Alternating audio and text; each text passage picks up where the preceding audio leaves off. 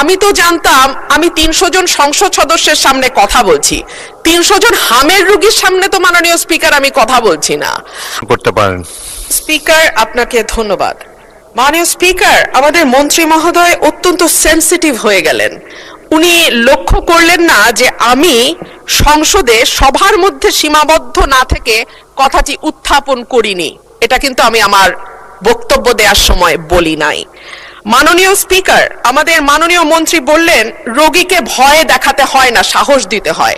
আর সংসদে আমি যদি স্বাস্থ্যের প্রশ্নে বলতে না পারি কথা, সংসদ সদস্যরা যদি ভীত সন্ত্রস্ত হয়ে রোগাক্রান্ত হয়ে যান, তাহলে আর এই সংসদ চালাবো কেমন করে মাননীয় স্পিকার? আমি জুনিয়র সদস্য, আমার বুঝে আসে না। যাই হোক, স্বাস্থ্য অধিদপ্তর জানিয়েছে সর্বশেষ 20 দিন 15ই মার্চ থেকে 4 এপ্রিল 98 জন শিশু সন্দেহজনক হামে মারা গেছে, আর নিশ্চিত মৃত্যু হয়েছে 16 জন।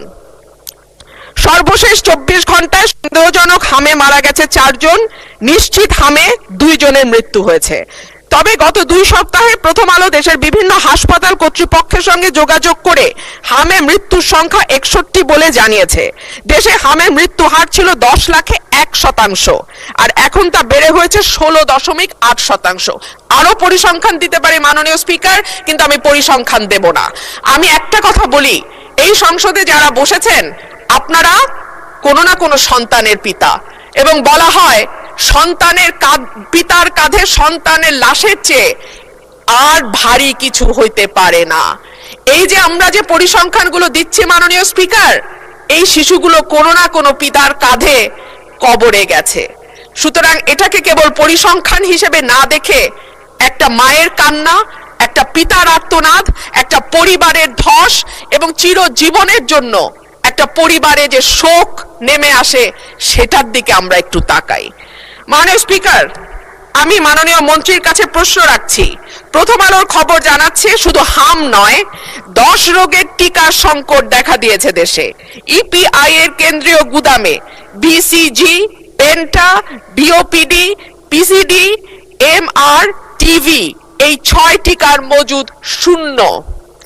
আইপিডি ও টিসিভি টিকার যে মজুদ আছে সেটা দিয়ে চলবে আগামী জুন পর্যন্ত। এরপরে কি হবে সেটা যদি মাননীয় মন্ত্রী আমাদের জানান তাহলে সুবিধা হয়। ধন্যবাদ মাননীয় স্পিকার। স্বাস্থ্য পরিবার কল্যাণ মন্ত্রী। মাননীয় স্পিকার, আপনাকে ধন্যবাদ।